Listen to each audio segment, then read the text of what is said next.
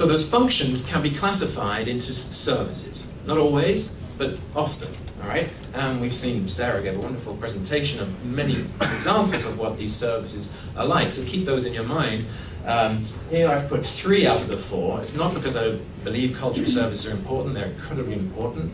But the focus of my talk is not on cultural services today. So we have the three types that I want to focus on. We have provisioning. So those provisioning services are the sort of the stocks that we get, the things like food and fiber and water that are generated by ecosystems.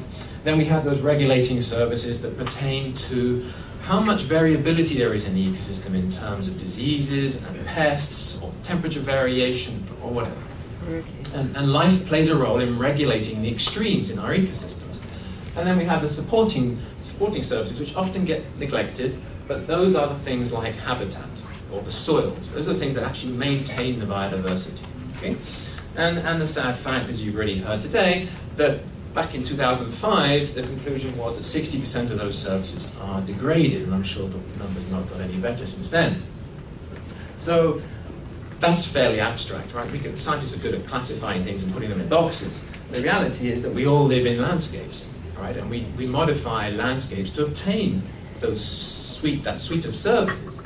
So here's a hypothetical landscape that could look a little bit like the one we're in today, where you have a big conurbation in the middle, and then you have lots of agricultural land around that ecosystem, around that urban ecosystem, I should say, and then a bit further away you've got forests that are managed or wild.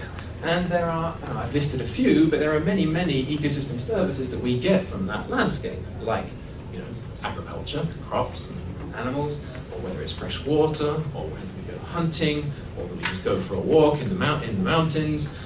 There are many, many services. But what we tend to forget in the field of ecosystem services, and I'm here partly to represent biodiversity, that I think the pendulum has swung too far to ecosystem services. We're forgetting that what's underlying all that is the biodiversity. What's generating all those services is the stuff of life. It's the variability of life that's out there. And so we can match one for one each service with at least one group of organisms, and sometimes many. So that's a hypothetical landscape. Well, here's a real landscape. Here's a sort of Google map-like map of Montreal and the greater area, the region of Montreal. So you can see the yellow is Montreal, we have the St. Lawrence in blue, and what you see is the level of fragmentation in that landscape. So dark green is the forest in this area, and then the light green is the agricultural land. Those of you familiar with the area will see those dots in the center. Those are the Montérégion Mountains that tend to be hotspots of biodiversity. So some research done in our center has begun to study the distribution of services in our landscape. Where are the services, and how much variation is there from place to place in the quality or the amount of those services? And what you'll notice, here are just 4 that this group studied. So I should say that this is a group of Hearn is a graduate student working with Elena Bennett and Gary Peterson. Elena is at McGill and in the center. And they looked at, for the first time for Quebec, they've mapped the distribution of services in areas where people live. And you'll see that there is variation, whether it's maple syrup or carbon sequestration or tourism or pork production. Now, we could look at these maps forever. What's really interesting is to figure out, is there any relationship between those services? Are they correlated or not? Are there win-win scenarios where we can have everything at the same time? Or do we have win-lose scenarios or lose-lose scenarios? We're going back to those trade-offs that we were talking about earlier on. And here's one result from that paper. What you'll notice on the horizontal axis, the x-axis, we have the amount of crops produced. So that's one measure of a provisioning service, if you like. And on the vertical axis, you have carbon sequestration. So how much carbon is the ecosystem able to suck out of the atmosphere? And not everybody will be used to looking at these graphs, but what you can see is that there's a negative slope. So if you have lots of carbon, lots of crop production, you have low carbon sequestration, and vice versa. Right? So you can't have both high crop production and high amounts of carbon sucked out of the atmosphere. And that's something that we're only just beginning to realize, is how the interrelationships between the different ecosystem services, and that in general they don't increase together. So we have these trade-offs, and these trade-offs are incredibly important. Why? Because it's the biodiversity is being transformed underneath Those services underneath involve a sets of species, and if humans modify that regional pool of biodiversity to produce one type of service, like a provisioning service, necessarily we're going to lose biodiversity that's involved in the other services, like supporting services, wetland habitat, soils, or regulating services. And so we often see in heavily transformed landscapes increases in the incidence of diseases and pests, the loss of wetland habitats, all these things which are incredibly important to the functioning of the whole system, the whole landscape. So that's one key message from this talk, is that we're starting to realize the importance of trade-offs in ecosystem services, because biodiversity can't do everything at the same time. We necessarily make choices. If we go for one type of landscape, we go for one set of species. So, is it possible, at least from a scientist's point of view, to design landscapes or to manage landscapes that can optimally do everything?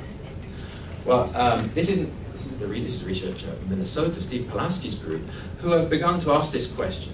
They've studied a basin in Oregon, and the maps show you the type of land uses that what it would look like, the different types of land uses. So in blue you have managed forestry, in yellow you have agriculture, in red you have urban areas, and in green you have conserved areas. And what you'll notice is that on this graph we have what's called, economists call, an efficient frontier. This idea that you could place a landscape along that pink line, and what we're trying to do is they're trying to place the landscape on the sort of the hip, on the shoulder of that curve, where you get maximum bang for your buck, the biggest possible economy, and the most species at the same time.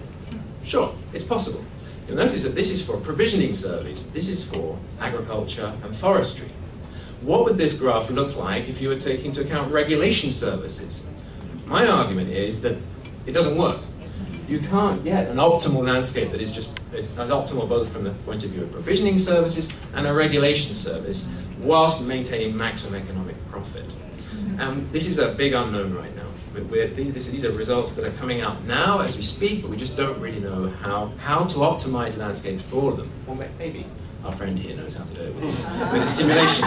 We'll find out soon. So I want to close with one suggestion. So science is great if it's useful, right?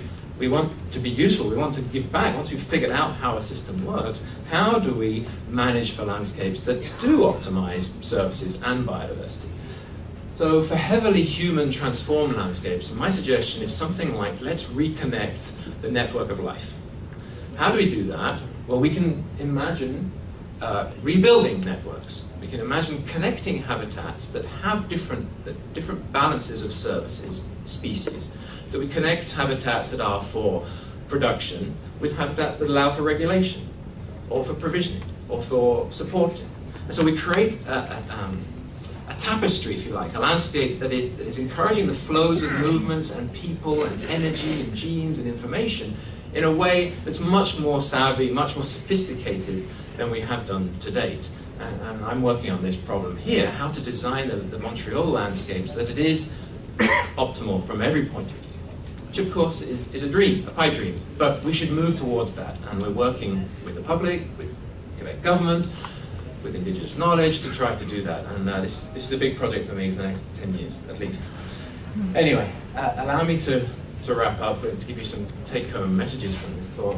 The first thing for you to remember is that as scientists, I think there's unilateral agreement that biodiversity is essential for ecosystem services of all kinds. We've done the science, we've done the math.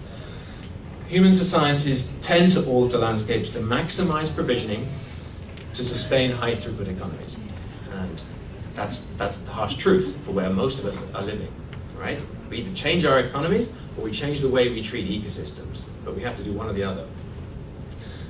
And finally, I'm going to leave you with some open questions. So regulating and supporting services are essential. We can't do without them. They're absolutely important. We cannot, there's no technological solution to replacing those, okay? So how do we value them? How do we value a regulation like disease control? How do we manage for them? Well, I've thrown out one suggestion, maybe by rebuilding ecological networks, but we don't really know the answer to that. So I leave you with those, and I just want to thank you very, very much for your attention.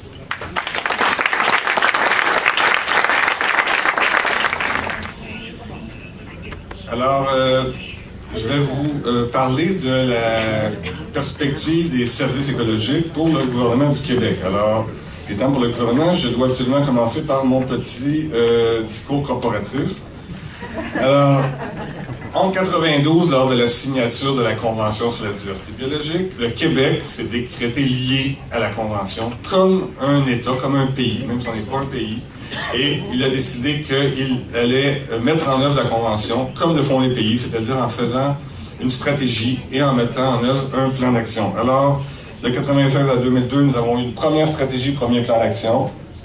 De 2004 à 2007, nous avons une deuxième stratégie avec un plan d'action. Et en 2010, nous avons produit un bilan de 15 ans de mise en œuvre de la Convention. Et à partir de ce bilan-là, nous sommes à préparer une troisième initiative. On ne sait pas si ça sera une stratégie ou... On est en réflexion, mais cette troisième, appelons-la cette troisième initiative du gouvernement du Québec contiendra sûrement une très grande référence aux services écologiques. Alors, tombons maintenant dans le sujet. Les services écologiques, ils ont eu un accueil très favorable à l'intérieur de mon ministère. Parce que mon ministère, on travaille sur l'eau, l'air, le sol, et les services écologiques permettent d'avoir une vision qui intègre toutes les différentes composantes de l'environnement. Les gens qui travaillent sur l'eau et l'air, ils se retrouvent dans le concept de services écologiques produit par les écosystèmes. Dans les autres ministères, aussi, les ministères à vocation plus économique, il y a eu aussi une bonne réception du concept de service écologique quand ça rejoint le développement durable. Dans le service écologique, il y a une évaluation sociale, économique. Alors, c'est une façon pour eux de mettre en œuvre le développement durable. Alors, dans notre nouvelle initiative, dont je ne peux pas vous parler évidemment, on a le désir, le grand objectif d'arriver à aucune perte nette, no net loss, de services écologiques pour le bien-être des générations actuelles et futures.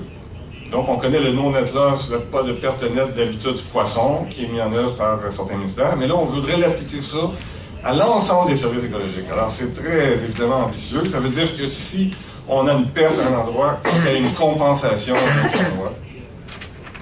Donc, ça veut dire qu'il faut être capable de quantifier les services écologiques qu'on a perdus à un endroit pour être capable de les calculer si on les a bien retrouvés à un autre endroit où on a fait la compensation ou le offset. Et évidemment aussi, il faut être capable de faire des aménagements pour recréer ou augmenter la fourniture de services écologiques à certains endroits si on en perd à d'autres. Alors, pour être capable de structurer cette grande vision-là, je me suis attelé à la préparation d'un cadre, d'un référentiel, comme dirait Andrew, pour essayer de comprendre qu'est-ce que c'est que ces services écologiques-là. Et c'est un peu ça que je vais vous présenter aujourd'hui. Qu'est-ce que c'est qu'un service écologique pour nous, en tout cas, au moins pour moi. Je ne parle pas pour le gouvernement, mais je parle au moins pour moi qui essaie de convaincre le gouvernement. Alors, on commence par un écosystème. Qu'est-ce qu'un écosystème? C'est un endroit déterminé. Ça peut être un clavier d'ordinateur, ça peut être une pièce, ça peut être une île, ça peut être une forêt.